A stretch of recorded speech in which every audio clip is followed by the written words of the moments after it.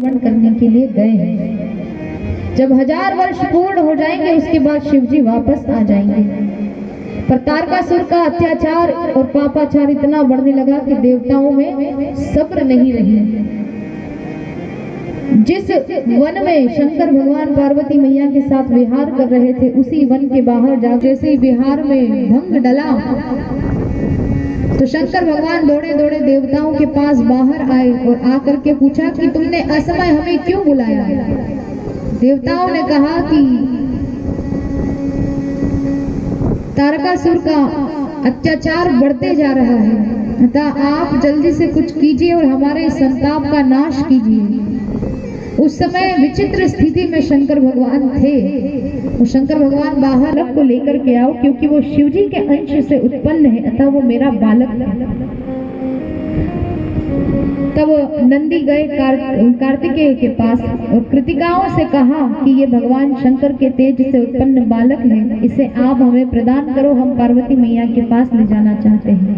पहले तो कृतिकाओं ने मना किया, पर जब नंदी ने बारंबार समझाया तब उन्हीं 6 कृतिकाओं ने अपने षडानन कार्तिकेय को बढ़िया से श्रृंगार करने के बाद नंदी के साथ कैलाश पर्वत पर भेज दिया।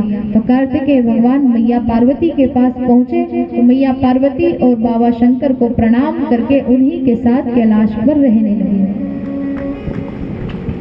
जैसे ही कार्तिकेय भगवान कैलाश पर आए ये सूचना देवताओं को मिली तो देवता मदीयोसी नान्यथा कश्चित दस्ती में, तुम मेरे बालक हो, तुम मेरे पुत्र हो और इस पूरे कैलाश पर तुम्हारे अतिरिक्त कोई और मेरा है ही नहीं, इसलिए तुम द्वारपाल बन करके मेरे द्वार की रक्षा करना, मेरे द्वार पर खड़े होकर के मेरी रक्षा करना और लाठी प्रदान करके आप द्वार पर खड़े होकर के द्वारपाल बन जी मेरे घर में पधारो, घर में पधारो गजानन जी मेरे घर में पधारो, घर में पधारो गजानन जी मेरे घर में पधारो, घर में पधारो गजानन जी मेरे घर में पधारो, रिद्धि सिद्धि लेके आंगन राजा मेरे घर में पधारो, रिद्धि सिद्धि लेके आंगन राजा मेरे घर में पधारो, घर में पधारो गजानन जी मेरे घर में पधारो, घर में पधारो गजानन जी मेरे घर में पधारो, घर में पधारो, घर में पधारो, घर गजानन जी मेरे घर में पधारो।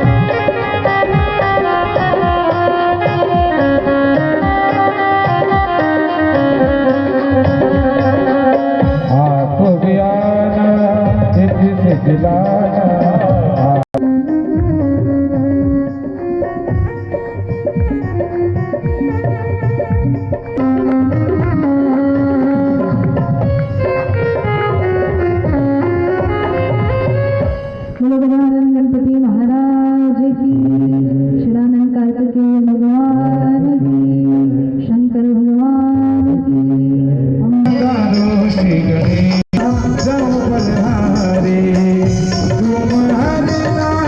सकल कलेश जी, तुम हरना सकल कलेश जी, आओ अंगना पधारो।